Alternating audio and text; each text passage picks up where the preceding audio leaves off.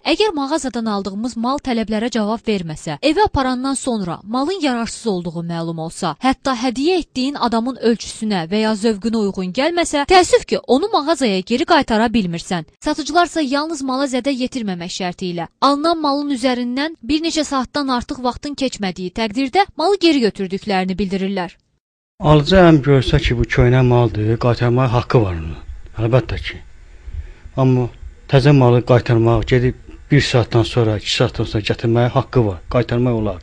Amma geçsin 1 gündən sonra, 2 gündən sonra gətirməyə yeri yoxdur. Məsələyə münasibət bildirən Azad İstehlakçılar Birliyinin sədri Eyyub Hüseynov deyir ki, istehlakçıların öz hüquqlarını lazımi səviyyədə bilməməsi bu cür hallar yarandıqda çox vaxt ticarət obyektlərini qalib tərəfə çevirir. Əgər istehlakçının haqlı tələbinə satıcı məhəl qoymazsa, onda İnzibati Xətalar Məcəlləsində 17 may 2009-cu ildə aparılmış dəyişikliyə görə satıcını 1500 manata qədər cərimə gözləyir.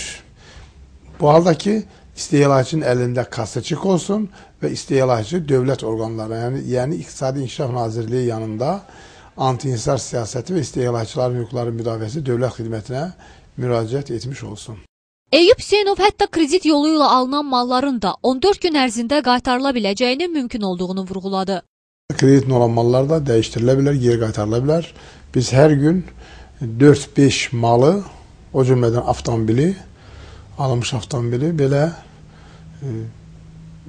istehlakçının tələbini ödəmədiyi üçün geri qaytarırıq və hər şeydə təmənnasız edirik.